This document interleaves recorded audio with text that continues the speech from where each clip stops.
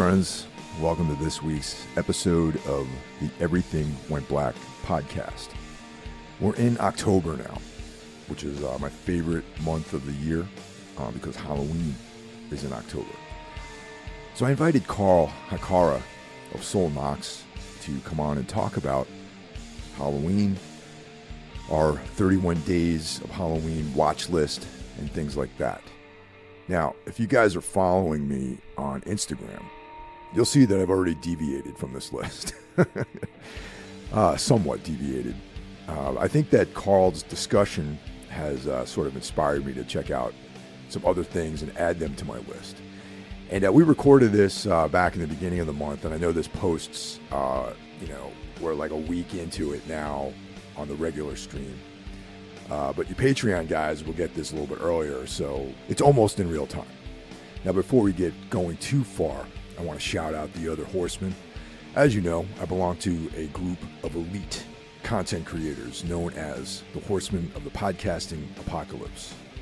Kicking things off on Mondays, every other Monday, we have Horror Wolf 666, brought to you by Brandon Legion. A little side note, Brandon, myself, and Matt Prizzo are doing a collaboration that Brandon started under the Abraxas Horn moniker. So keep an eye out for a 3-song EP that's coming out soon. Up next in the rotation on Tuesdays, every Tuesday, except for when he goes on vacation at the end of the year, we have Into the Necrosphere, brought to you by Jackie Smith. Wednesday, of course, is Everything Went Black, but it's also the day that Iblis Manifestation drops. Thursday, Necro Thursday, is another double shot day. We've got Necromaniacs, where myself, Mike Scandato, and Jeff Kashid discuss new and old horror films. Soul Knox also drops its first episode of the week on Thursdays. Friday, Mike Scandato's brother, John Draper, brings us Spitball Media. Saturday is a day off, so go out, pick some pumpkins, go apple picking, scare your neighbors, go down to Spirit of Halloween and buy a costume, have some pumpkin spice latte, that sort of stuff. Do that on Saturday, because on Sunday, Karl returns with Soul Knox for day 2. Karl and I are also doing Darkness Weaves, which is a collaboration that we shift between both shows every other month, where we talk about the work of Karl Edward Wagner. As of right now, we've completed all of the short stories featuring Cain, his sword and sorcery hero, and we are entering the novels. We're going into the novels now, and Bloodstone is the first novel on the list here. If you enjoy the show, by all means, share it with your friends, but you can take it one step further and support the show via Patreon. And for as little as $1 a month, you can get access to all the bonus content. For $5 a month, you can get access to the bonus content plus early access to the regular stream episodes. I put up bonus content every week. You got something up there. I've been a little bit lax on these Patreon only episodes, these shows that we were doing, but I think we're going to be getting back into that in the next month or so. For $25 a month, you can become a sponsor. Probably my favorite time of year is October, the autumn. Glad summer's over, and this is the time of year to get real reflective and just kind of, my mind feels really clear during this time of year. Yeah, I mean, fall is definitely for me, like, probably my favorite time of year. It's very fleeting, it only lasts a little bit, so it's important to, like, really enjoy it while it lasts, you know what I mean? And then, I mean, I like winter and all, but, and even into early spring, like, this is basically the half year I like the best, but fall is essentially, like, I try to enjoy it the most, you know what I mean? Like, yeah, winter's a different trip, man. Like fall it's still, it's not completely dead like winter, you know. There's still, life is waning, you know, like the Green Man is descending yeah. into into the underworld at this time. But then winter has a different trip. Just the bleakness of winter is always, I mean, growing up here in the Northeast, we used to get extreme, differences between summer and winter. We used to get snow around Thanksgiving. I remember when I was a kid, there'd be snow, and then we would enter this like deep freeze period. And I personally always enjoyed that. But once again, it's like a different trip. Like you're going inward, and there's this darkness around you all the time. And fall is like harvest. There's like this sort of closing down of everything, and that's the time of year that I really dig that time of year. Yeah, I think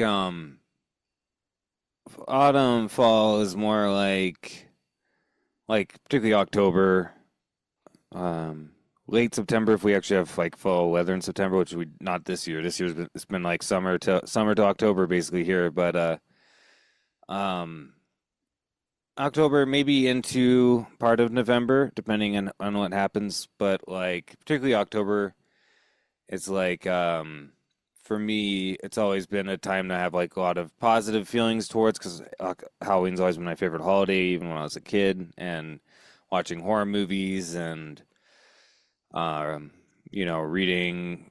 Particularly, I like to read like short fiction, horror stories during this time of year, and like just get into this kind of mood, And one thing I always love about this time of year too is that the fact that you walk around, you go to the stores, everywhere's got like Halloween decorations. People in their yards have Halloween decorations. Like it's like the one time of year that the outside world looks like how it is for me all year, if that makes sense. You know what I mean? Like. Oh yeah, yeah, It's like the one time of the year that like everyone's into horror, everyone's into the stuff that we're all into all year, So it's kind of nice for me. I enjoy very much like, driving through neighborhoods and seeing all the Halloween decorations and like going into stores that have all their shit out, and it's just I don't know. And everything with that, with the chill in the air at night in particular, like when you start getting that crisp chill, it feels great. Like it's my favorite time of year for sure. Like there's like a very strong chthonic energy in this time of year. Um, you know, there's like that kind of bit of melancholy, but not really. Like it's like more. It's not quite as what hits you when you get into winter when you get sort of like inward and like taking stock of the year. I feel like this is still part of the year that you're kind of like I don't know. It's for me. It's about like enjoying it and really like soaking in the atmosphere. You know what I mean? exactly. Yeah. So to kick things off, we're recording this on the second day of October. So by the time this episode comes out, we'll be like about a week into it. So to kick things off yesterday, I read Ancient Light by Algernon Blackwood and half of Witch Cult Abbey by Mark Samuels, which is a novella. Just to get into the vibe, I mean, it's not that much different than what I read all year round, but but it's just with the intention of getting into the spirit. I just knocked out those two things yesterday. Like on my lunch break, I just kind of sat outside and enjoyed the cooler, fall atmosphere, and read those pieces, and it was just definitely put me in the mood for sure. Yeah. During the weekend, I listened to an audiobook while I was working of in the Glass Darkly, the Sheridan Le Fanu collection. And yeah, I've been gonna listen I got the M.R. James audiobook, which been waiting for it to get cooler because there's something right kind of cozy and about M.R. James is something I want to. The last time I read all of the M.R. James stuff, it was like November, Yeah, into December, and like so once it gets a little cooler, probably next week I'll break that out, listen to that, um listen to some like of the H.P. Lovecraft Historical Societies reading, Andrew Lehman reading Lovecraft stuff. I've been doing oh that yeah, recently as well, and yeah, reading. I've read some of the Mark Samuel's Charnel Glamour collection as well. Been reading that. So and today I already listened to Legend of Sleepy Hollow. I found like an audiobook for it on Audible that's for free, like included in your subscription. So I'll probably listen to it again when we get closer to recording the Eldritch Tales and actually reading it. But Yeah, I yeah, was kind of like in that mode. I was like, I'm gonna get in. I was feeling how like I want to get in the Halloween mode, and I was like, well, we're gonna cover this later anyway, so I'll listen to it now, so I have it real clear in my mind later on when I yeah. read So it again. just to let you guys know, Carl and I are going to be covering that on Soul Knox, his mini series, sub series called Eldritch Tales, and we're going to be doing that. That story as part of that. Oh, oh shit! Weird. God damn you, Siri. Starting my not time to start my workout. Um, Earlier today I had to run down to the supermarket, so that could either be a 10-minute drive or a 20-minute drive, depending on the traffic. So I was cranking, and none of this stuff is streaming, so I had to go to YouTube. So I was cranking Sam Hain, The Shift, and Mother of Mercy, and To Walk the Night, all like in a YouTube playlist. You know what I mean? And Yeah. with the window open, and that really set the mood, man. And now I'm like full on October, November guy. So I'm really excited about the oncoming season. Yeah, last couple of weeks I've been listening to a lot of listening to Sam Hain, Misfits, other like the kind of horror punk stuff I actually like the Other and Calabrese and stuff like that as well has been on the rotation the last couple of weeks too. So It's funny. As much as I love Sam Hain and the Misfits, I just can't get into like horror punk really. I mean, maybe if you Calabrese is actually a band I'm familiar with because that's a band that Tina really likes, and she's played them for me. And I know that you've spoken about them, and Evan Hopper likes that band too. So I checked them out. Maybe the Undead is something I might have checked out. You know, they're not. I guess technically they're not a horror punk band, but the Cramps obviously are classics. But a lot of that stuff, I just cannot get into it, man. I don't know. Maybe there's stuff I'm missing out on. I'm not sure. yeah, I think there's some like really great bands like I said, like Calabrese is great. The Other from Germany is like really good. Um, I'm trying to think. Obviously, like the Son of Sam album that they did that London May and everybody London and May, yeah. did with Davey and Tony, what's his name, Todd Youth. I really like that album. Um, there's not like I also a band I found out recently. Cancer Slug is really good. Like they're I guess a lot of stuff I tend to gravitate towards are more like metal, like kind of like like Death Wolf. Yeah, Death Wolf's cool. Yeah, You know what I that's a mean? dude Morgan from Marduk's band, right?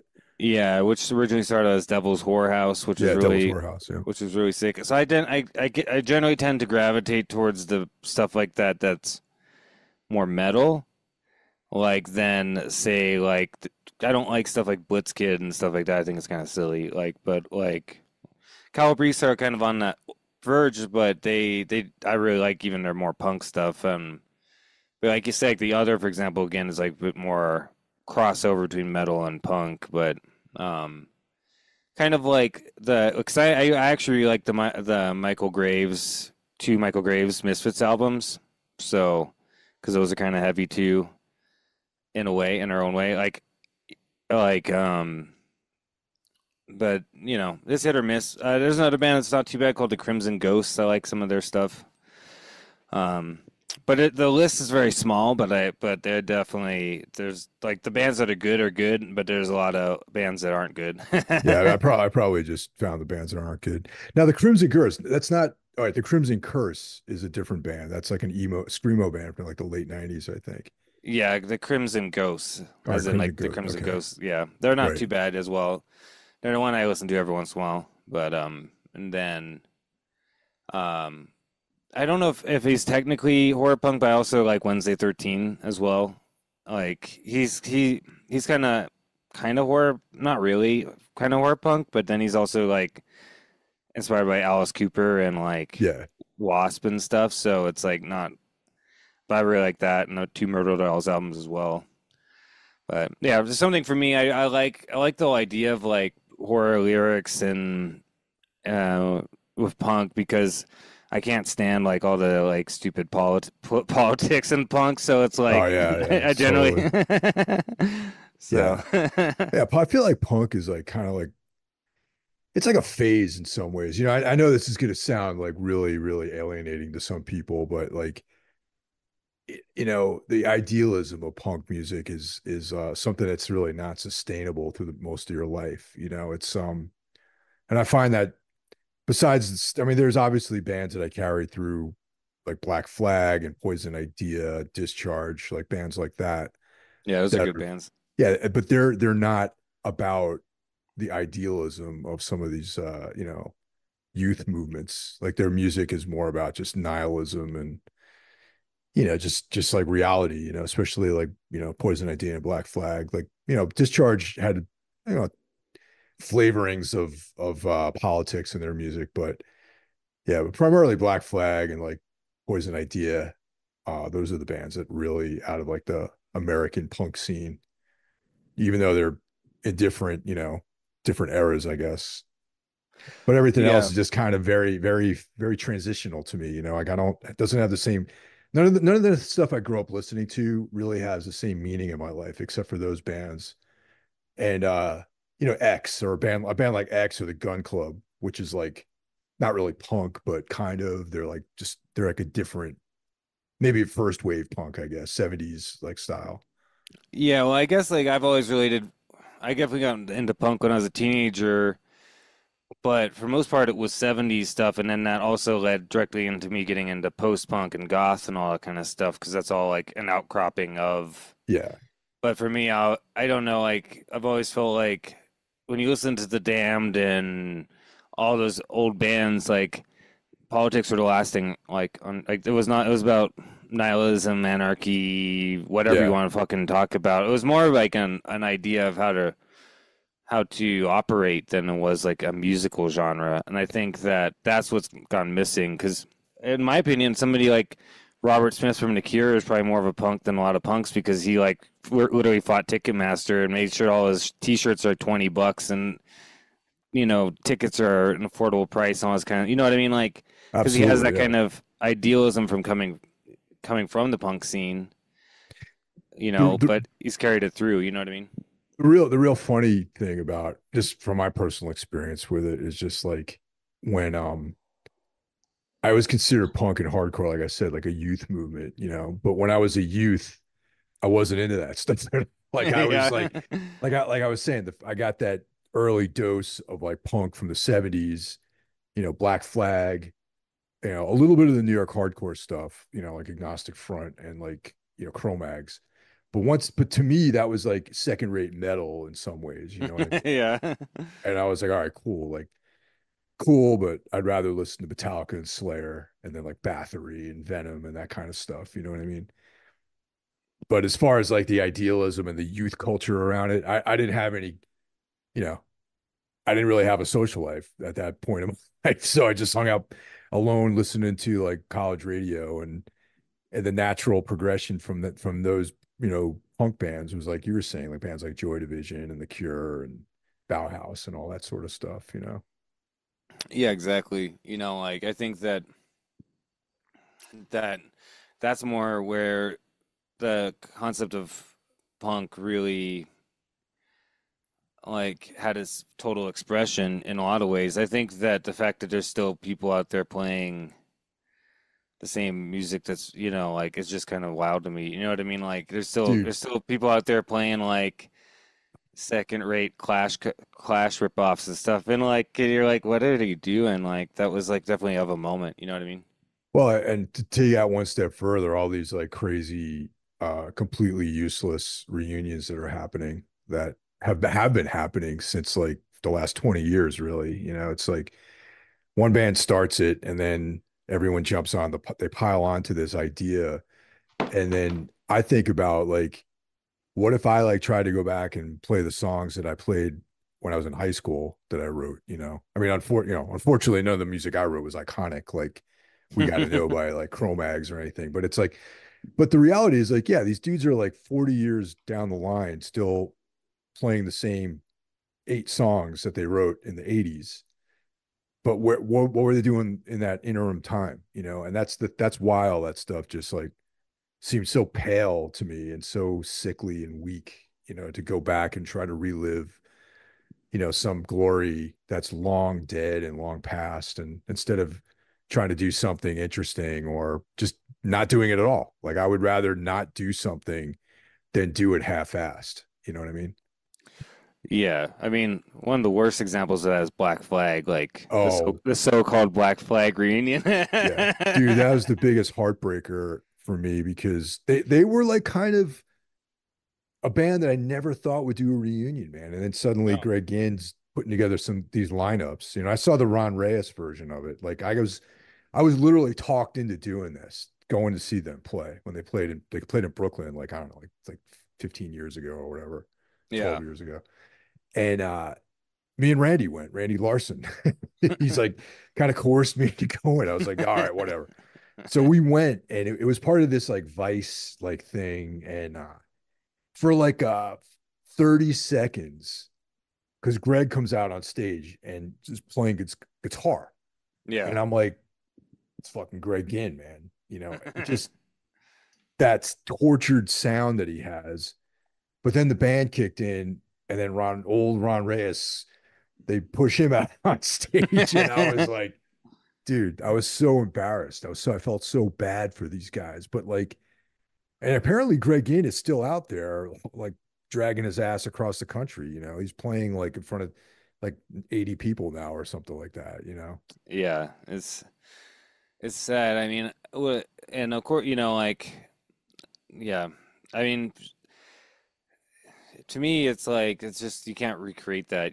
People who saw it in the '80s, like my dad saw Black Flag back in the '80s, and my friend Jack, they both went to the same show apparently, and they saw him like with Henry Rollins at the prime, like in the early '80s. Like those times are dead and gone. You know what I mean? Like those guys, people like my dad and my friend Jack got to go see that, and they had that experience. We're not going to have that experience now.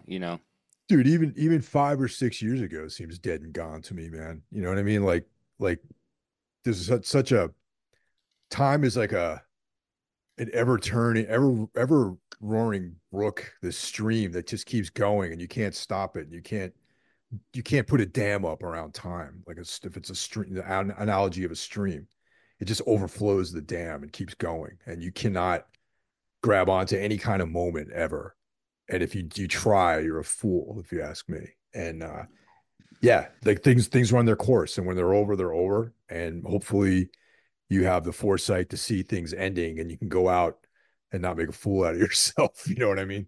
Yeah. Well, there's other bands like I'm a huge Skinny Puppy fan, for example, and when they got back together, I hated the album they came out with, and I basically was like refused to go see them live because I was like, I had the old like tape of them touring like Cleanse, Fold, and Manipulate and stuff, and like all this stuff. So I had this image of them in their prime of what they were doing back then, and I just didn't have any interest in seeing them do whatever they're gonna do now. Like I just felt like, you know what I mean? Like people are like, "Oh, I'm so excited," but I was like, "Man, I don't want to see that because what they did then, even though it was before I was even born, probably some of it, like Yeah, probably. it Yeah. just was like for me, it has this kind of thing where I was like, I don't really want to see them come out and try to like recreate something that they put to bed in like 1992 or whatever. You know what I mean? Like, The one thing I do have to say though is the new Cure track alone that dropped.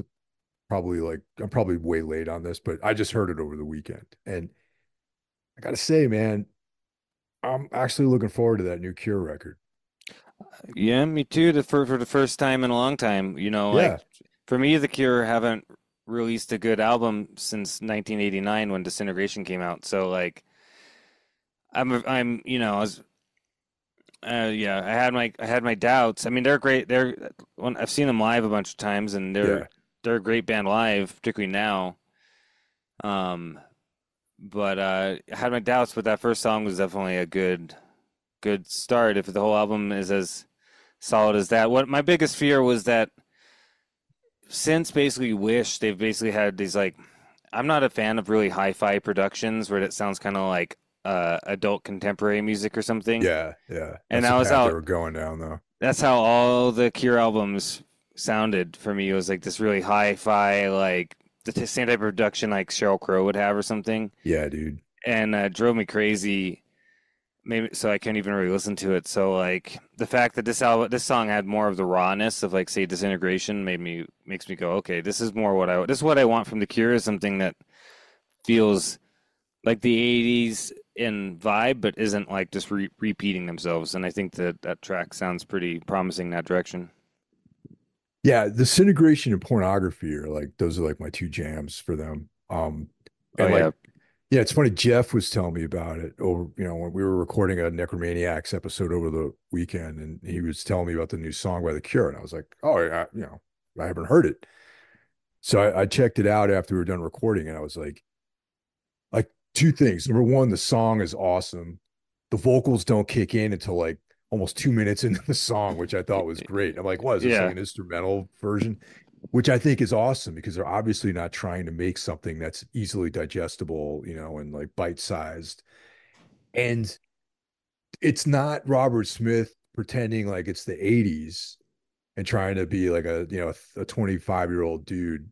It's Robert Smith at this point in his life writing lyrics that are just like heavy and emotional. And that's what I really responded to. yeah. He said that the lyrics are very much inspired by being his age, Yeah. reaching that kind of point in life, and I think that that's what makes it.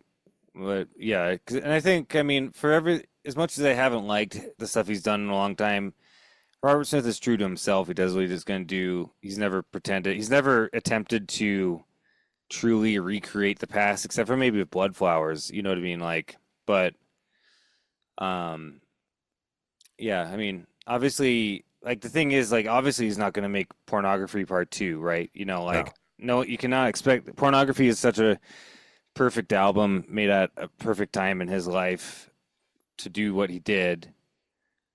And nor is he going to make Disintegration Part Two. He's going to make something else, but hopefully, it's good and it's honest, and as long as it doesn't sound like adult contemporary, then You I'm know, good. and even those tracks, like even stuff like, like Wish, even though they're not that's not my taste, it's like he's an incredible songwriter though. You know what I mean? The songs are catchy and memorable. They're just not my taste though, you know what I mean? Yeah, exactly. Yeah. Yeah, but Yeah. yeah, I definitely recommend seeing them live too. Oh yeah. They can put on a great show. So Yeah. Well, before we get too far off on that tangent, yeah, the reason why we're meeting this evening is I try to do 31 days of Halloween, which is like what a lot of people do, and I'm sure that's something that you get into too every year, right? yeah, I do as close to as possible. The problem is like with like having the radio shows and stuff. I have like 2 days every week that I can't watch movies, so I never get to. What I usually try to do is fill up, like watch a couple movies on one night, to try Yeah. to make up for it. So I did. roughly averages out to like 31 days, 31 movies over the course of the month. Yeah. Yeah, and I started watching stuff in September already, partly because I have podcasts to record. I had to work my way through the Subspecies series. 'Cause I'm doing an episode with Brian Sheehan, aka Ledger Domain Art, Yeah. I know about Brian. the sub. Yeah, we're doing an episode about the Subspecies series, um, which was pretty fun. I only have one more to watch, and then I'm free for some other stuff. But yeah, like so I kind of started a little bit early in September somewhat, but once I hit October, then I'm like really try to focus on trying to watch a movie every day as much as possible. When when we started closing in on October, I like to have some sort of intention with it. Like I try to like think of in advance so I'm not like caught off guard. What am I going to watch tonight? You know what I mean? So I have like, and this year, uh, my fiance and I are living together. So last year we weren't technically living together, but we were watching movies together pretty much every night. But this year we tried to come up with a list of movies we wanted to watch. So that was kind of the whole idea of putting this in a formal list. And probably put way too much thought into this thing, but there's we broke it down into like categories and then filled in movies that we want to see within those categories. So like, we eschewed zombies because that's a played out genre. And if we do watch a zombie movie, it falls under Halloween classics. Yeah, it's gonna be So a Romero movie for yeah, the something Christmas. like So that. Yeah. yeah, yeah, So I mean, so I have like vampires, werewolves, slashers, weird slash cosmic horror, and then Halloween classics. And I got to say something, man. I've suspected this for a while that I'm not that compelled by slasher movies. You know what I mean? Like I'm yeah. not a big fan of slashers. I'm deciding. I'm realizing that over the years. I mostly just like the classic ones that I grew up on. I couldn't give two fucks about a new slasher really. Um, and like for me, it's like, you know, Halloween, Nightmare on Elm Street, some of the Friday the 13th movies I like. Um, and yeah, maybe some Chucky movies or something. Like, like there's I'm not really I'm not really a slasher person either. I don't feel compelled to sit there and watch like every slasher Madman movie or every slasher movie made in the 80s. Like I know people who are like that, they're so into it and they watch like all the fucking B grade slasher movies from the 80s and stuff, and I'm just like, yeah, I'm not too interested. yeah. I as time's gone on too, my taste has gotten like pretty like my watching plans outside of stuff for the podcast is primarily movies from the 30s to the 60s. So like I've Yeah. gotten really old school with like how what I watch. No, that's interesting, man, because like, that's definitely a departure from what I have here, because my films are pretty much all over the map that I'm choosing. There's nothing that's older than 68, actually. Yeah, it's like the opposite of like Yeah. what I'm planning on watching. I mean, for me, like I tend to gravitate during how the season for I guess like stuff that gives me a certain type of feeling, like that Mhm. gives me this kind of like uh you know, spooky, cozy Halloween feeling. And and since I like growing up, most of the stuff I watched with my dad in that way was because my dad was older. He's born in '46, so he grew up with all this kind of stuff. Like I watch a lot of like Vincent Price movies and Universal and Hammer horror and all that kind of stuff. Like that's more what I gravitate towards this time of year. I do watch some stuff that's newer depending on depending on the year, I looked back on like last couple of years, like last year I watched like Suspiria and Possession and a bunch of and Yeah. the year before I had yeah, but I do watch a lot. I mean, I'm a big fan of like silent cinema and stuff, so I watch a lot of I pretty much there's movies I watch every year pretty much like, but I do mix in some newer stuff. You know what I mean? So what I'm calling Halloween classics are not really, they're that's a loose term. They don't kind of Yeah, fit into it, classics. Like it's not like Universal films or anything like that. So out of those films, I got Halloween 1, 2, and 3, the first three Halloween films. And we've already knocked out 1 and 2 because today's the 2nd of October. So iconic films. Usually, like last year, we watched Halloween on Halloween. We saw it in a big screen. But this right. year, we decided to change things up a little bit, kick things off with Halloween 1 and 2. Having watched Halloween 2, just finished watching it like maybe a half an hour ago at this point. I got to say, Halloween 2 is a strong movie. Like I think that over the years, I was like, I mean, I don't know about Halloween 2. It's cool, it's part of the story. But this last viewing of Halloween 2, I gotta say, man, it's solid. Yeah, I haven't watched Halloween 2 in a little while, to be honest. I mean, generally I do always end up watching Halloween 1 like every year and sometime in October. But it's been a little while since I watched Halloween 2. Um, but yeah, I mean, I think it's pretty good. I have always thought the brother sister angle was kind of silly, but Yeah. outside of that, there's some cool parts in it. I did like they try to tie it more into Sam Hain. I do like the hospital as a setting. It's cool. And the extended scenes of Michael like wandering around like the Haddonfield are really cool. And of course, like that nurse who takes her top off is pretty good It's part of always the good. scene too. Yeah. Yeah. So there's some good stuff in there. Yeah. She gets concurrently drowned and scalded in 140-degree water. Yeah. It's pretty Yeah. horrible. The but yeah, I think it's a pretty solid one. And Halloween 3 is good.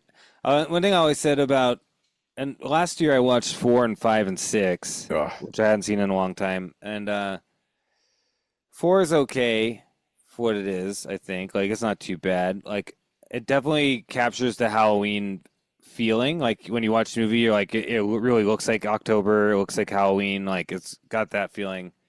5 is horrible. It's absolute dog shit. And last year I watched the producer's cut of 6, which was much better than the Rager cut, the theatrical cut that the Weinstein's fucked up. Right. Um, so yeah, the producer's cut. I mean, it's still not a great movie, but the producer's cut was a lot better, I think. And drew in a lot more like druidic stuff and things like this into it. So I did like that a little bit better. But yeah, and then after that, you got like fucking H2O, Nah, and that's where it gets lost, man. and then you got Resurrection, which has got Yeah. which I've still never seen to this day. I got and I never plan on seeing it. Um, and then of course like the Rob Zombie movies, which No comment. yeah, Yeah, I mean that's like I mean, we've anyone who's listened to Necromaniacs for the last 10 years will know how much collectively we how much shit we've talked about Rob Zombie, with the exception of Lords of Salem. But yeah. mostly I like I like House of Thousand Corpses. That's about it. I mean, Lords of Salem, you guys covering it made me want to rewatch it, but I still haven't done so. Which so that's something I need to do at some point because um when I tried to watch Lords of Chaos or not Lords of Chaos, Lords of Salem when it came out, I was so annoyed by the two things annoyed me to the point that I just turned the movie off, which doesn't happen very often, but it did. That happened with that movie was just a portrayal of the witches, like Yeah. was like I so think that was my comment too, yeah, actually. Yeah. was so like kind of annoying and like they're like basically like primitive, like disgusting, like it's just like what the fuck. And then the final straw that when I tried watching it, like when it came out, that I just turned it off was the scene when the black when they're like the black metal quote unquote black metal thing and they're like making fun of the stuff and it just you can just feel like they're like Rob Zombie doesn't know what the fuck he's talking about No, here. not at all. You know what All I right. mean?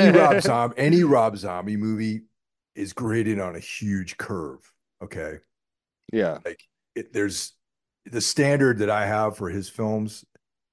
Like in order for me to say that I like it, quote unquote, is like it's not as abysmal as any of his other work. You know what I mean?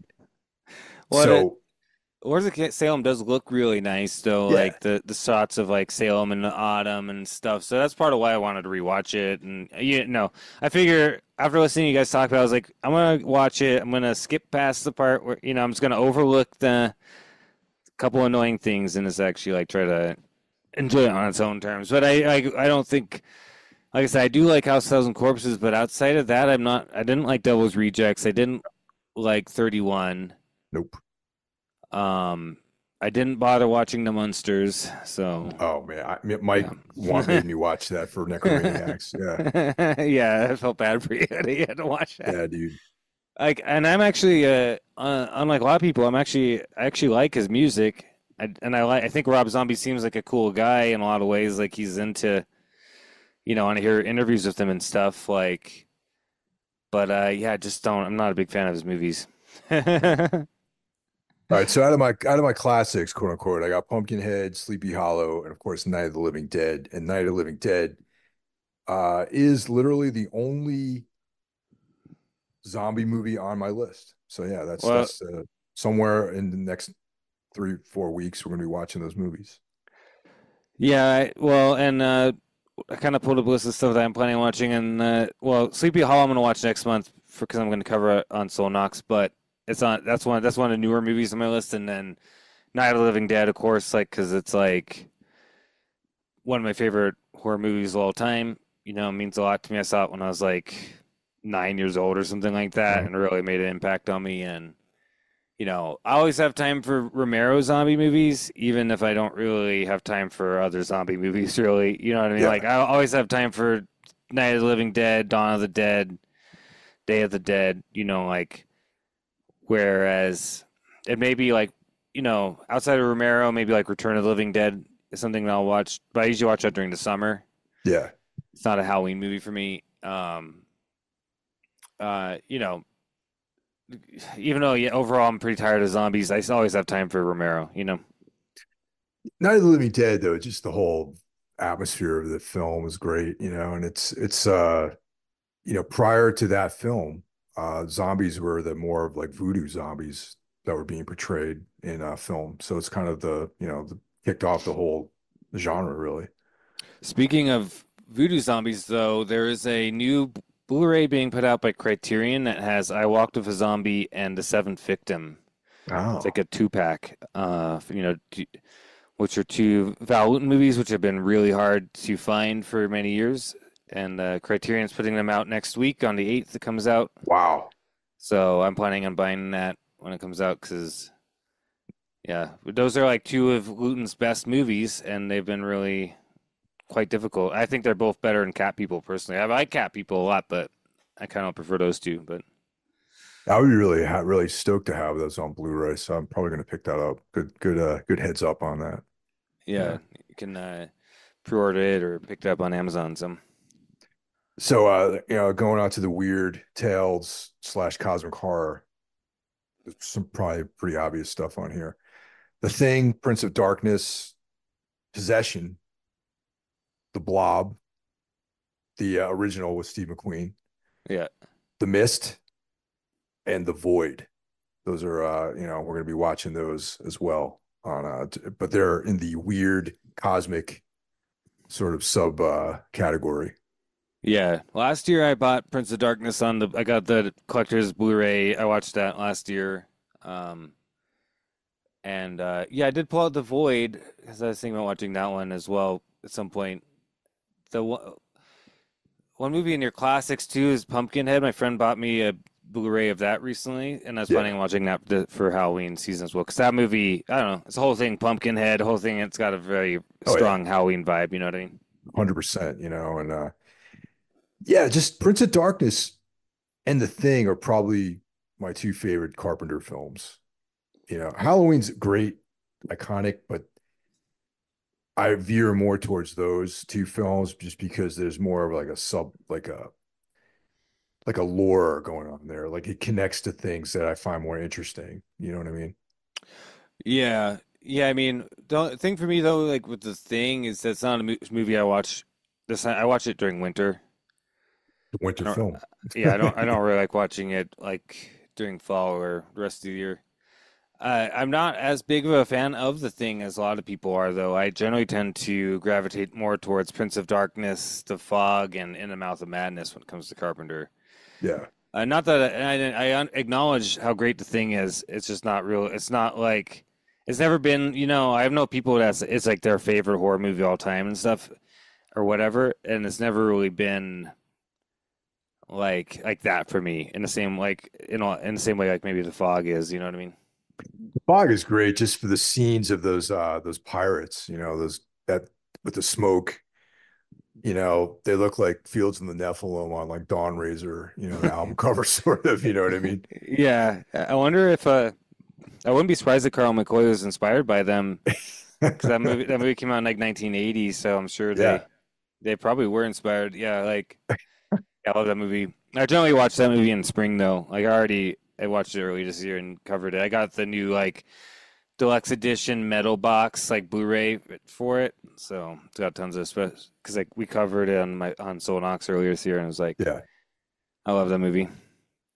The one thing that is missing off of my list here, I think so. Hold on a second, let me make sure. Yeah, I don't have any Italian or giallo films on this, so there's no. And I think that primarily is the reason. The reason for that is that we've been going pretty deep into Italian horror and giallo films over the last several months over on Necromaniacs. Yeah. Yeah, I mean, yeah, I might put on the Beyond. I do like when it comes to movies from that's like more something I watch during Halloween. It's going to be Fulci's Gate of Hell trilogy, which and then probably like Suspiria and Inferno. Like those are some of the things that I watch around because I'm more gonna go towards supernatural stuff in this time of Right. year. Like and Yeah. the yeah, and one thing I was gonna say is like with The Void is that one thing I really baffled me when that movie came out was people saying, why don't they have, where's all the practical effects and all this stuff? And then they're like all talking shit about The Void. You know what I mean? Like they're Dude. like, and I'm like, The Void is everything that all these people who worship 80s horror movies should love. And yet they're sitting there talking shit about it because they're like, well, the plot didn't make a lot of sense or something. I'm like, neither did stuff from the 80s most of the time. It's just an awesome movie. Yeah. I mean, The Void actually, it's funny because, Tina and I were watching Halloween 2. And this is the thing. When we first started dating 2 years ago, we had a movie night at my old place. One film was Mandy, and the other one was The Void. But like, I don't think we finished watching The Void, and she has no recollection of watching the movie because I was telling her like, oh yeah, Halloween 2. It's like The Void is like a combo of like sort of an aggregate of Halloween 2 and like a Hellraiser, Lovecraft or a Hellraiser and like a Event Lovecraftian. Horizon, Yeah, all the, three the exactly. Yeah. the Beyond as well. Like the Yep. ending of it is like a nod to the Beyond. Yeah, Yeah. And the Beyond is like very Lovecraftian, so like yeah, she's like, I don't remember watching. I don't even remember that. I go, I know the title. I know you talk about it all the time, but I don't have any recollection of seeing it because I think she fell asleep on the couch or something while because maybe we started late or something. So I think that's on my list this year. And it's going to be the feature film of the night. So, and I have it on Blu-ray. So, and I think it's yeah, streaming different I, places too. yeah. The Blu-ray as well. One movie, the only Lovecraftian movie I have on my list is The Haunted Palace, which although it's titled after an Edgar Allan Poe title, is actually a version of Charles Dexter Ward that Roger Corman did with Vincent Price. And that's like a quintessential Halloween season movie because it's like always night. There's fog all the time. There's like the creepy, spooky trees, the creepy mansion. Like you got a pit with like some type of Lovecraftian entity, like that they're like impregnating these women with. Like it's awesome. It's a great movie. To see that, man. I've never watched that. So maybe that I should tag that on to one of these nights, man. That'd be cool. I've always wanted to Yeah. see that movie. I've never gotten around to watching that. I think it's well there for a while it was really hard to get a hold of. There was like a DVD that came out in early 2000s, which is how I originally watched it. Like I got it from Netflix back in the day. And then for a long time it was kind of hard to get a hold of. And then recently it went I mean it's so last I checked, I think it should be streaming on almost every like it's streaming. I know it was streaming on Shudder. It should be on like Amazon Prime. I probably at least it was earlier, and and you can buy a DVD of it for like $10 now. So, Yeah. I bought a DVD last year finally. So, definitely one to check out. It's actually a pretty good. I mean, I'm a huge Roger Corman fan. I love the A.I. Poe movies, with Vincent Price, and I think it's a pretty good adaptation of Charles Dexter Ward. They did simplify a lot of things, right? Like, but um, they, for what they for even though they changed stuff and everything, they got the kind of essence down. You know what I mean? And Yeah, totally. it's just the whole look of it. It's just so quintessential, like Halloween, like the way it looks. Like it's hard. It's hard. You'd have to watch it. It's like perfect. So moving on to my slashers list, we got the original My Bloody Valentine, the first Nightmare on Elm Street, Maniac, and we're gonna go see Terrifier 3, which is gonna count towards this in the theaters. And I know like I'm a sucker for the Terrifier franchise. Definitely gonna check that out when it comes out in the theaters.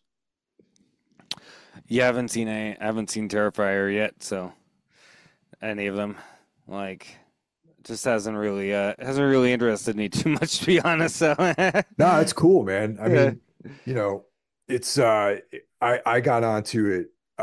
There was like the short that had Art the Clown, and it just seemed so absurd to me initially. And then I saw the first film, and I was like, man, this is like literally one of the sleaziest, like most violent exploitative movies I've seen in the modern, in the modern sense. You know what I mean?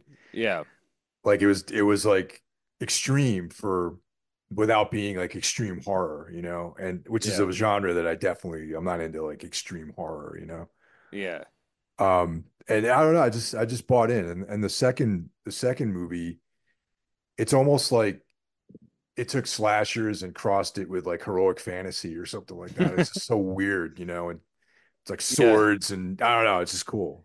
That's what, yeah, and I am curious about Terrifier too because of when you describe it that way. I'm like, how the fuck does that even happen? So it's like I have that kind of thing where I can't even picture it. So it's like I probably need to actually watch it and see for Yeah. myself finally. Yeah, The and there's a club scene too that's takes place in this they shot it in this goth club called QXT's, which is in Newark over here in Jersey. So Oh, cool. yeah. Yeah, I need to finally watch them and uh that's definitely something I've been meaning to finally like sit down and watch Terrifier stuff. The uh one thing I respect what's his name, Damien Leone. Like I think Yeah. it's awesome, and I think it's fucking awesome. Like it's so wild to me that like I mean, Art the Clown is everywhere. Everywhere you go, there's fucking. Art the Clown is like it's definitely become the it's definitely become Freddy Krueger for Yeah, nowadays. I Like agree. he's a, you can you go to Party City, Spirit Halloween, you're gonna see like Art the Clown, like animatronics, Art the Clown, everything. Like it's pretty awesome. I mean, it's great for him. I mean, this guy like basically funded the fucking movie almost by himself and made and the movie made millions. It's pretty cool. You know. Yeah. Uh so like the next group is like werewolf films, and this one's like we got The Howling, American Werewolf in London, Dog Soldiers, and Ginger Snaps. Kind of a short list. Yeah, but for me, I have Howling pulled out because last year I watched American Werewolf in London, so haven't gotten around to watching The Howling in a while, and I've been really wanting to watch it finally again The, because I haven't seen it in a long time. this is my thing with The Howling. Like the first, it's like there's almost two different films like in that movie. You know what I mean? Like the beginning part, like the Eddie Quist, part of the film, like the sleazy like peep show or urban environment. That in and of itself, that's the film I wanted to see is as a feature. You know what I'm trying to say? And then when they go out to the country, it's cool, but it's not as cool as like the beginning of the movie. It's definitely a movie of two parts. Yeah. Like, yeah. One thing I really like about The Howling that you almost never see in any particularly more modern, like pretty much everything we know about werewolves in movies has been created by the Wolfman, right? Like Dwan Chaney, like he's cursed, he's gonna become a werewolf, and then he's like wants to go and like kill himself and end his torment or whatever. But in most nine times out of 10, almost every single folkloric thing of werewolfery, as you can read like Sabine Gould's book of werewolves and stuff, is that guys who sold their soul to the devil to become werewolves so they could go and cause mayhem and kill people and do all get up to no good. And that's one thing I love about The Howling is that the werewolves are up to no good. Like they want to be, most of them want to be werewolves, and they're happy to go and eat people and stuff. You know what I Exactly. mean? Yeah. Like I think that's one thing I like about The Howling that you don't. I wish that we'd see more. I'd like to see more like evil werewolves that know they're evil and are like into it. Like rather than the tormented like hero. You know what I mean? Like Yeah. I liked in the Wolfman, one of Benicio del Toro. you got both. He was Larry Talbot, cursed, and then his dad, like played by Anthony Hopkins, is like the werewolf is like, no, I'm gonna be the beast and kill people and stuff and enjoy it. You know what I mean? I like Yeah, these totally. both things in that movie. Yeah, that's why the Eddie Quist character was like, I think that's his name. Yeah, in The Howling. Yeah, Like I would like to have seen like an entire film just sort of taking like that the folkloric concept of the werewolf, the evil werewolf who wants to just fuck shit up, put into an urban environment. And I think in this case it's Los Angeles, you know what I mean? And just that sleazy underworld part of it, that could have been an entire feature film if you ask me.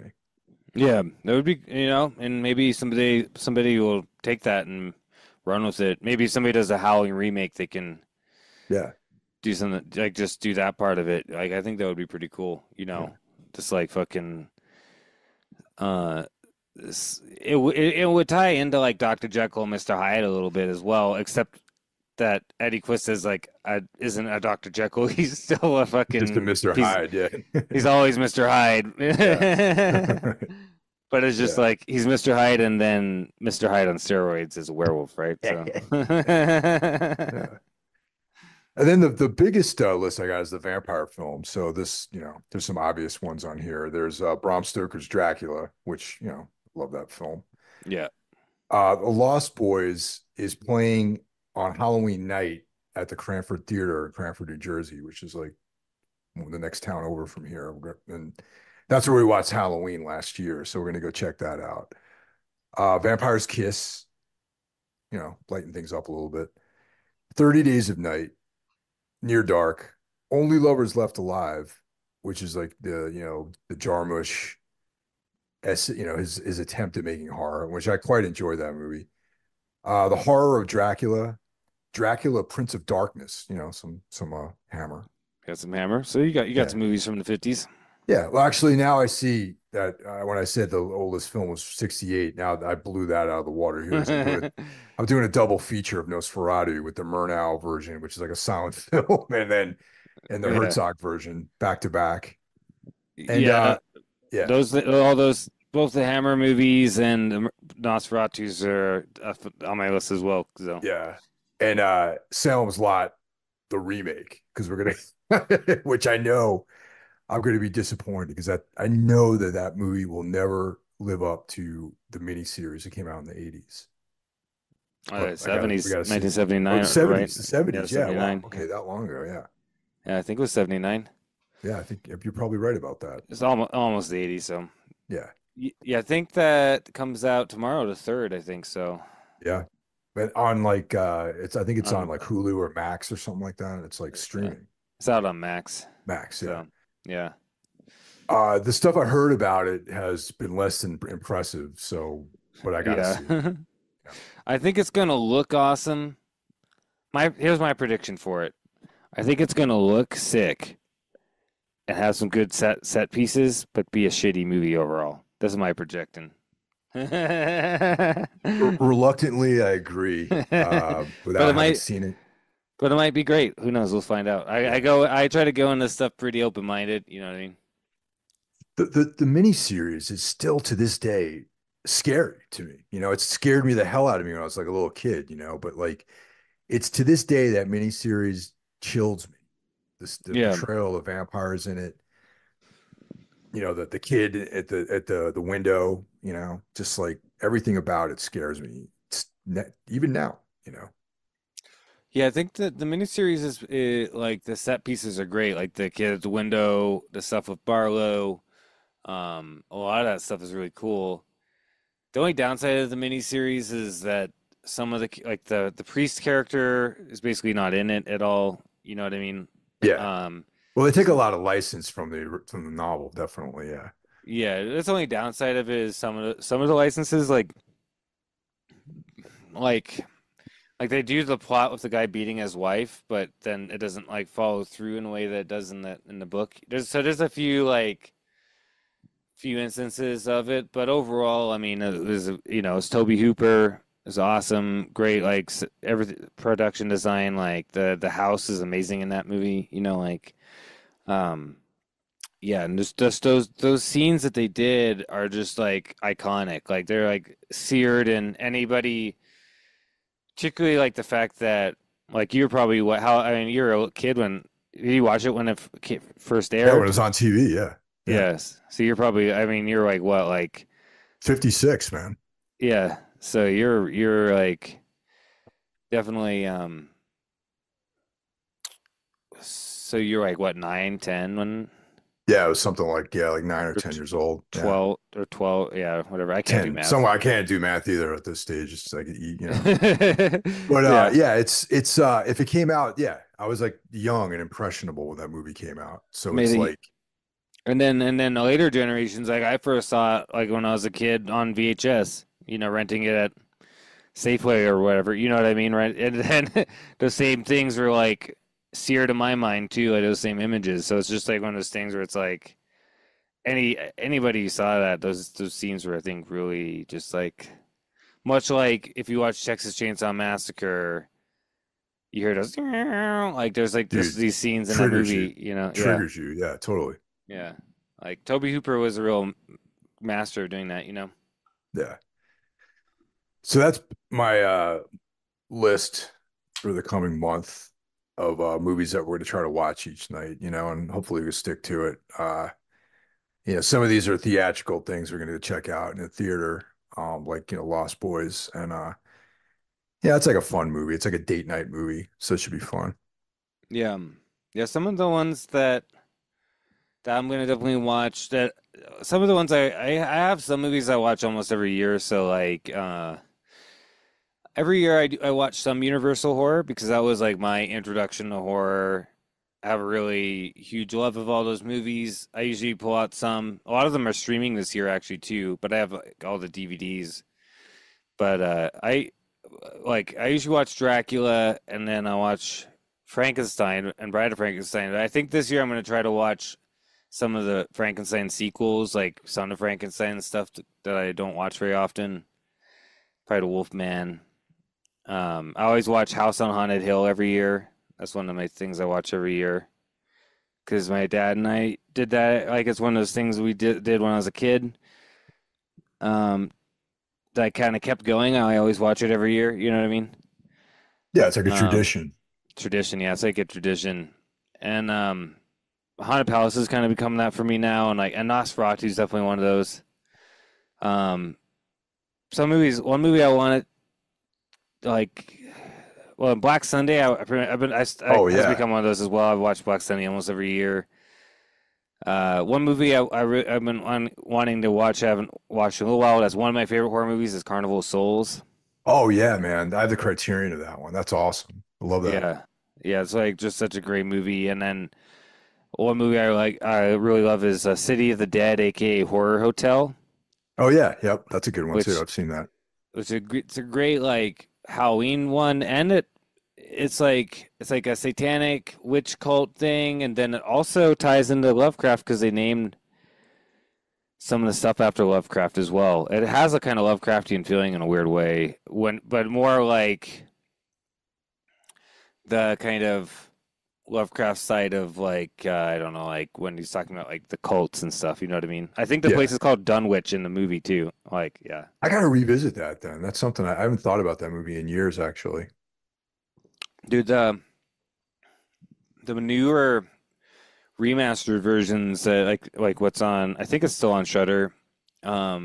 Where you see like, because I for many years I just had an old DVD of it, which looked pretty good, but was like not like. But the new ones, it really looks good. Like, and it's so much fog and deep blacks, and it's a really striking movie. And you got Christopher Lee playing like the professor guy who leads the lady astray, and yeah. And what's crazy is that it's like came out the same year as Psycho, but there's a similar type of story beat in it, and they had no idea about it.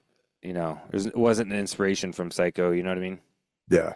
Um, yeah, it's a beautiful movie, and yeah, one of those kind of movies that I like to watch, like Haunted Palace. Like this got that real classic Halloween vibe of all the fog and the creepy trees and everything. Like, um, and the one movie that I'm probably gonna watch this year is Legend of Hell House. Oh yeah, I watched that yeah. a couple. I got the Blu-ray about 2 years ago and watched it. I was like pulled out. I was like, I need to watch this one again. Some, No, totally. and I always watch like Fall of the House of Usher. Uh, the Once again, Vincent Price, Corman. yeah, Yeah, yeah, like it's probably my favorite of those is actually Mask of the Red Death for the actual bow ones. yeah. Yeah, but Fall of the Even House though of the movie kind of takes a little bit of a license with the story, the Poe story too. Yeah, the movie they combine because the Mask of the Red Death is not really a pure story. It's like you're basically just it's like 2 pages or whatever, Yeah, right? it's Three like a pages. scene or something. Yeah, Yeah, so like they combined Hop Frog with Mask of the Red Death, but then kind of created this character that he plays as Prince Prospero, who's like the Satanist, and there's like so much great satanic dialogue in it, and yeah. I was gonna say it, that. Yeah. and it's just it's awesome. He's got like his satanic temple that's like all black, and his like hot mistress like burns like a pentagram on or an upside down cross or something on her breast. Like it's a pretty awesome movie, and they filmed it on the sets of Beckett apparently. Oh no shit, I didn't know that. Yeah, because they filmed it out in England, and they were able to use like the discarded sets from Beckett. And of course, Roger Corman's gonna like do whatever he can to save some pennies. So they Oh were yeah, able to use the old sets for Beckett and kind of redress them for. So that's part of why the movie looks so great. But Fallout House of Usher has like such a class. Again, they took some liberties with the story. That Fallout House of Usher is probably my favorite Poe story. I do generally tend to read a lot some Poe during this time of year as well, like Fallout House of Usher and some other stuff, and it's just such a great fucking atmosphere. I just love stuff about like decayed mansions out in the yeah. foggy like no, wasteland or whatever. I just love that shit. That's also one of my favorite things that shows up. I mean, when we do Darkness Weaves, we often talk about, you know, the decrepit castles and, ruins and things like that. That's always been very interesting to me. I love all that kind of stuff. Like like say like a scene like in Black Sunday when you first see Barbara Steele with her two Dobermans walking out of this like ruin with all this fog around her and everything. It's just so, or like where the Princess Asa, like the witch, the vampire witch, or other part she plays, like he's like in this like ruined like chapel. Like I just love all this. So amazing looking. Like anytime you got those type of ruins and all this stuff, like I'm all about it. You know what I mean? Well, even like the Herzog, Nosferatu remake, you really get a sense of the decay of, Dracula's castle and that, like everything looks like decrepit and decayed in that version of it. Yeah, like and much like the original movie, because the original movie, a lot of the stuff was filmed in like actual castles and stuff. I think in Slovakia. I'm not 100% sure where the castle is that they filmed in Nosferatu 1979, but what I know that some parts of it were filmed in Switzerland because I've seen the the part where Bruno Ganz is like as Harker is like he's like walking up that weird thing with like the big like waterfall Yeah. coming down, and he's like I know that's in Switzerland, and some of the mountain scenes look like Swiss Alps, kinda. It's it looks very much like when you see pictures of Romania, Transylvania as it actually looks. You know what I mean? Like he really probably that movie is probably the closest to actually showing what that actually looks like. You know what I mean? Right. And yeah, having like the decayed, ruined, decrepit castle there, and because when in that movie he's like you can see like the windows broken and the kind of wind flowing through them and everything. It's so Yeah, awesome. it looks like an abandoned building or something, and that's like the coolest thing about it, and it's just I don't know, it's just very interesting.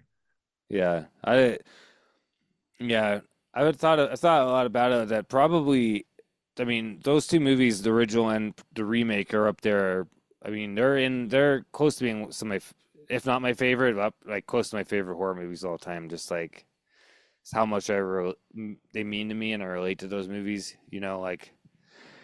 Um, like when I was a kid, I loved Bela Lugosi as Dracula. Like the first Yeah. time I ever dressed up for Halloween, I went as Dracula. Like I had the cape and everything because I was like obsessed with.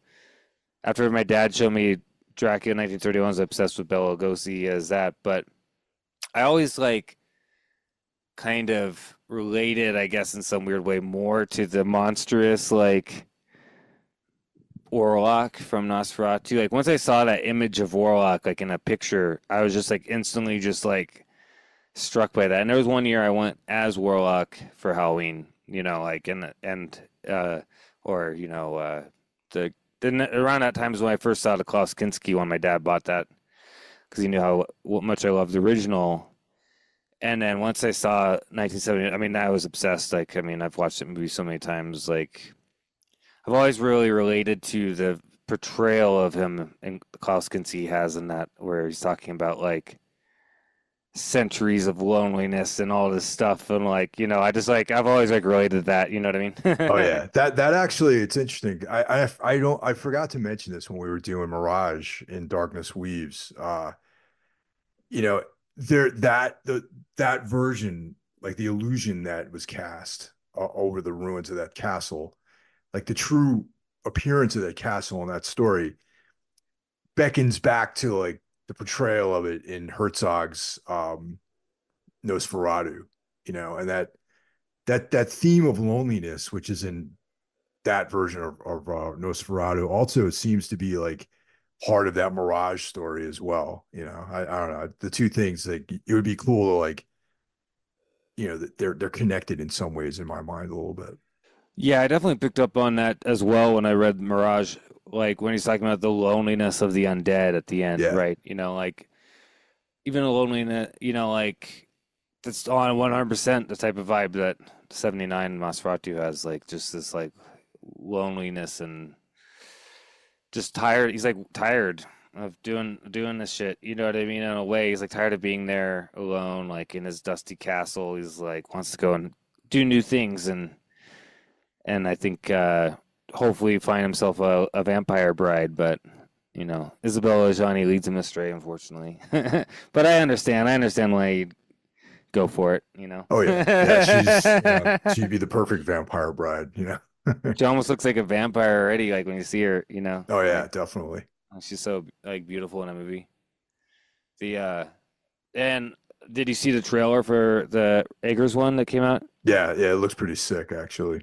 Yeah, that full trailer, I'm like, "Oh, this looks awesome." It looks like he's gonna put his own spin on it, which I think is great. Herzog did his own in '79. Yeah. It looks like Eggers is he's kind of taking from both, but doing something a little different. And I I think mean, it's I gonna be awesome. expect Yeah. I expect Eggers to have his own interpretation of it. You know what I mean? And I'm real excited for that. And I think, I would love to see, and this has never ever happened, but after watching The Northman, I would love to see Eggers do a Conan movie or something like that. Or Kane. Or Kane. Something, Yeah, some that kind of would be. dark fantasy, like sword and sorcery thing. I think he would be the right guy because he would approach it the right way. I agree. Yeah. One cool, like, no, little like thing I saw in that trailer that I don't know how many people picked up on this. There's a scene where you see like they're like in this forest with all this fire, and it's like looks like a naked woman on like a white horse.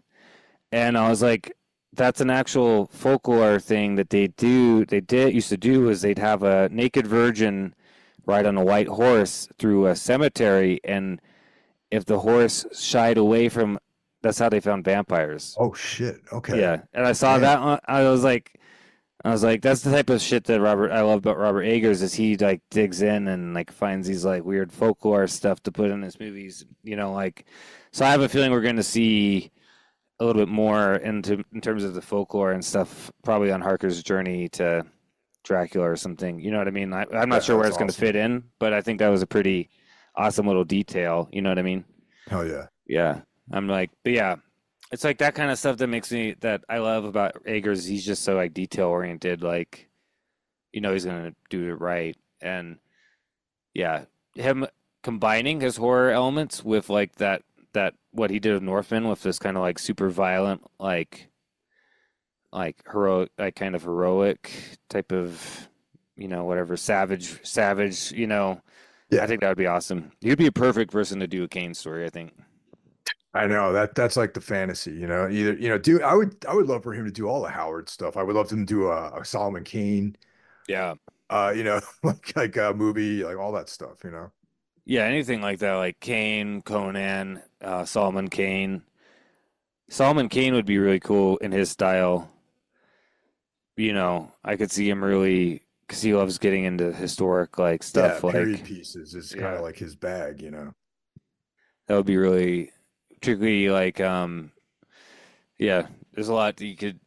It'd be just really cool if he did something like that. I don't know if that will ever happen, but I definitely second that. But I'm definitely going to see Nosferatu when it comes out on Christmas. I'm going to go on Christmas Day. That's my Oh yeah, plan. it's already in our plan. Like Yeah. we even have the theater picked out to go see it. There's usually I go see my folks, and Tina comes with me. And last Christmas we saw Thanksgiving on Christmas Day, and at this nice theater up there by my parents, and it's yeah, there's like 8 people in the theater. It was pretty cool. Yeah, I can't imagine they're gonna be like breaking down the doors to see Nosferatu on No, Christmas, but no, but I'm gonna go. There's no way I'm not gonna go on opening day. So, and I don't do anything on Christmas, so like, I think my friend and I are gonna go like once he gets done with his family shit. I'm gonna yeah, go check. Yeah, I'm pretty excited, and I mean, it's a weird day to put out on Christmas, but it's cool with me. yeah, totally. I think uh, I think that it will draw out enough people though. I I do think that I don't think it's going to be like I don't think they're counting on Nosferatu being a huge box office success, but I think it'll do pretty good. People are excited about it. People love Robert Eggers, so Yeah, this is true. or they love or hate him. There's plenty of people who hate him, but I love all of his movies. So like The Yeah, Witch I was mean, I'm a sick, Lighthouse huge was sick. fan. Yeah. Oh, The Lighthouse is one of my favorite movies ever, man. I love that movie. Yeah, Northman was sick. Like he's just a fucking he. The way I put it is that there's Nosferatu. Like I said, was my favorite movie. The two movies are two of my favorite movies of all time that mean a lot to me. And there's literally not a single living director who I'd want to see do Nosferatu outside of Robert Eggers. You know what I mean? Exactly. I can't think of anybody else like off the top of my head that I think could have done it well. So, James Wan or something like that. dude, that would have been so wretched if like I like The Conjuring, the first one and all, but like the idea of James Wan doing Nosferatu would make me sick. You know Yeah, what Eli I Roth or something like mean? that. Or like Rob Zombie. Rob Zombie. Oh my God. Or what's that guy's name? Did David Gordon Green or some shit? Oh Like, my, yeah, yeah, yeah. That wouldn't fly at all. Yeah, yeah. Like I'm glad that Mike Flanagan has been given the reins for the next Exorcist movie, because that's another guy who I could see. I wouldn't see him doing Nosferatu, but I could see him doing a good thing with Exorcist. You know what I yeah, mean? absolutely. That fits his wheelhouse, I think. I think he could do something pretty fucking harrowing with the Exorcist franchise. You know what I mean? So I mean, it'd be cool for him to actually adapt. As much as Exorcist 3 is untouchable, so is the first one. The second one, I'm gonna pretend that doesn't exist. But if he wanted to do Exorcist and Legion, to try to do those two pieces, I'd be happy with checking that out. Definitely. yeah, I just don't know if it's gonna. I think it's not. It's gonna be like a new story or something, right? Like I don't think it's a remake, but Oh, it's going to be like a just inspired by those elements and with a new story. yeah, because they're not they're that Exorcist the Believer. That's like they're not continuing No, no, that. definitely. No, That's a no. good move But to get rid of it. from what I understand, it's gonna be probably be a new storyline in Okay. the Exorcist universe. You know what I mean? Like All so, right. Okay. and I think that Mike Flanagan can definitely. I think he understands the problem I had with that Believer movie was that it was written by somebody who doesn't understand The Exorcist. Exactly. Yeah. You know I what I mean? agree. They and somebody who's like antagonistic to Catholicism in a way, but not willing to go all the way and like really like explore. They played lip service to all these like voodoo and bullshit, and like didn't actually like go to full bore into non-Christian exorcism things. Right. It and instead kind of was like trying to do too much, in my opinion, and talk, talking way so like a little too like there's so much shit talking about Catholicism in that movie in a lot of ways, and it's like um if you're gonna break with that because since it is a such a Catholic movie, the original movie, if you're gonna break with that to do something else, then you need to do it right. You know what I mean? Like, and they did not do it right. It, I hated the fucking like band of exorcism. Like, no, everybody's got to work together to do Yeah. all No. their different Yeah. versions of exorcism at the same time. Like, this is fucking stupid as fuck. Yeah. Like, It was terrible, man. It was like infuriatingly bad. I mean, especially since like Blatty's Exorcist is a classic, and like untouchable in my eyes. yeah, and even Legion, aka Exorcist 3 is actually, I mean, the main character Kinderman in Legion is Yeah, Jewish, just yeah, and it's like a Jewish exploration. Blady's trying to explore evil from a Jewish point of view in a lot of ways.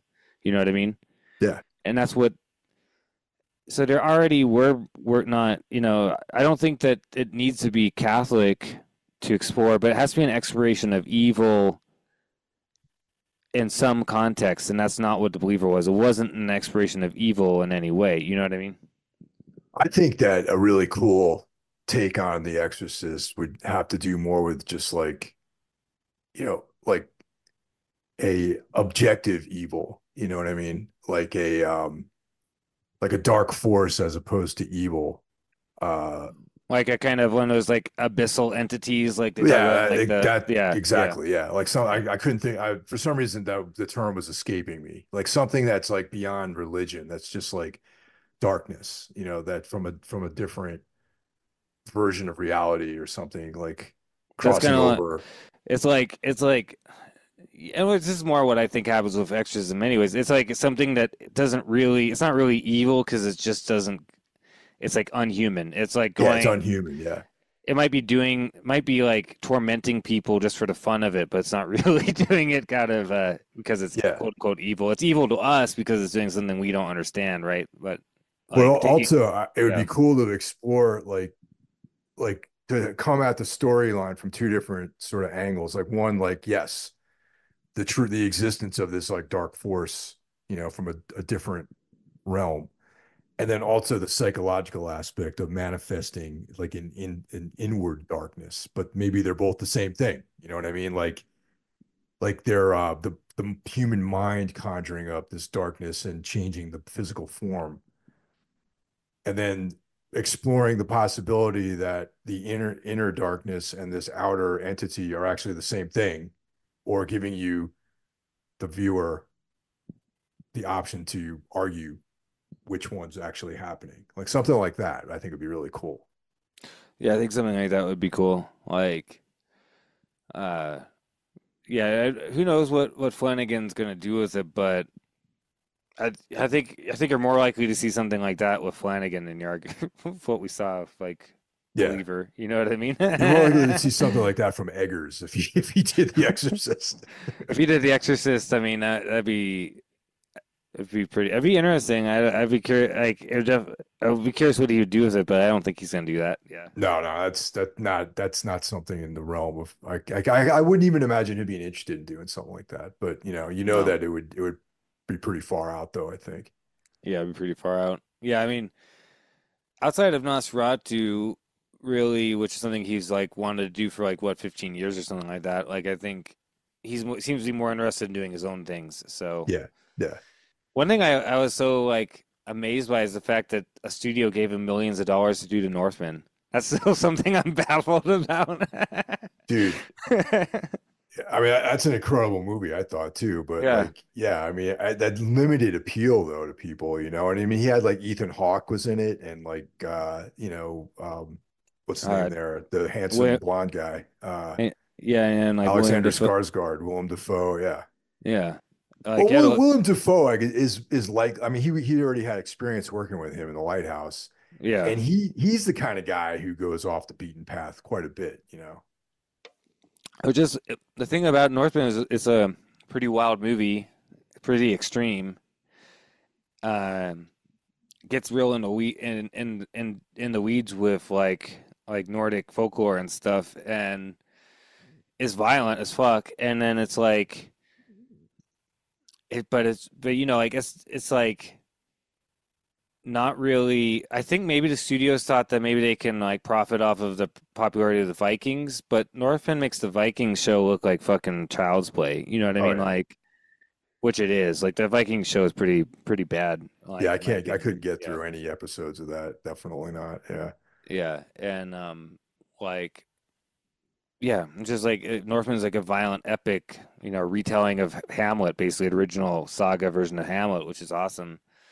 And it's like I kind of love the fact that the studio gave him millions of dollars to make a fucking Icelandic saga, basically, or Danish saga into a movie. You know what I mean? Like Yeah. that.